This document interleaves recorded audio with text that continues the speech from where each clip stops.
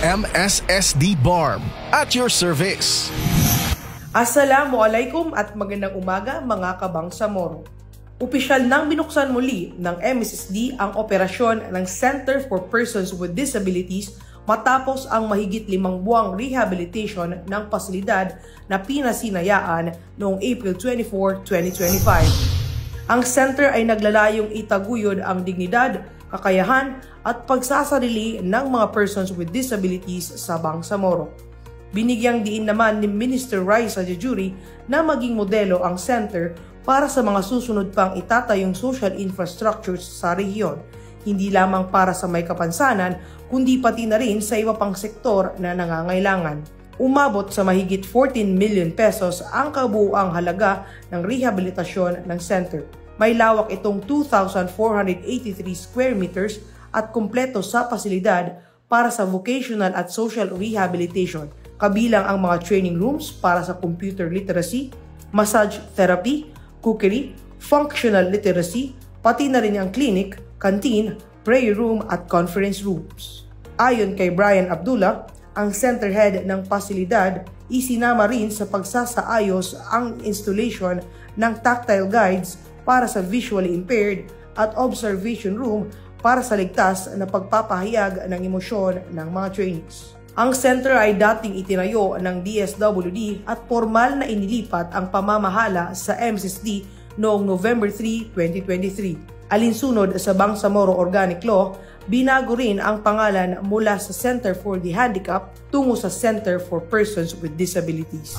Meron po tayo dito na active na mga magsasanay or active trainees natin is meron po tayong 112, including na po dyan yung ating or yung magtatapos ng kanilang pagte-training sa vocational course. Dito po sa center, aside po sa ating renovation, meron din po tayong mga dagdag na rooms na may mga kanya-kanyang purpose. We have the kitchen, improvement of kitchen condition natin, naayos na po natin yan. And we have also yung ating observation room para po sa ating mga magsasanay na nagtatantrums or nag-meltdown.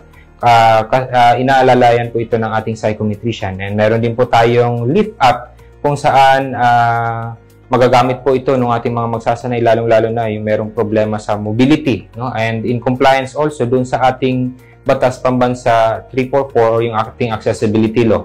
So meron din tayong counseling room, no, for additional support or psychological support sa ating mga magsasanay, even vocational career guidance po ng mga services.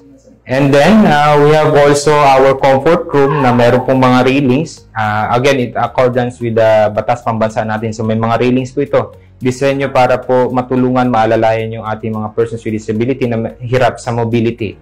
And upon entering sa ating facility, ma-observe po natin yung ating mga tactile na nakapalibot po, no, sa bawat rooms ng ating center. So ito po ay parang alalayan yung ating mga blind trainees po dito sa center. And then, to add on, we are also hoping na madagdagan pa po yung mga training courses na ino-offer natin dito. Currently, we have 5, no? But sa susunod na mga taon, inshallah, madadagdagan po natin ito. Kailangan lang po natin ng mga expert, additional resources, and technical assistance from our regional office para po ito ma-fully implement sa operation ng ating center.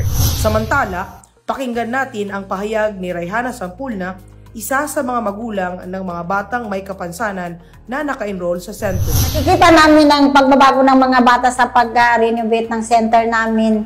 Basta ngayon masaya ang mga bata, tapos marami sila ngayon. Magaganda ng mga rooms namin, may mga aircon na kami.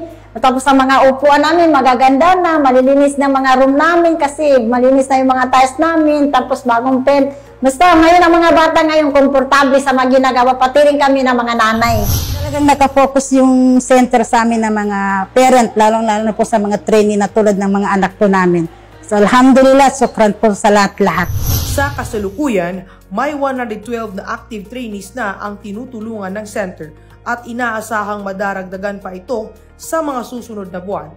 Para sa MSSD, ang Center for Persons with Disabilities ay hindi lamang isang gusali. Isa itong patunay ng layunin ng Bangsamoro Government para sa inklusibong pag-unlad. At yan ang ating update mula dito sa Cotabato City.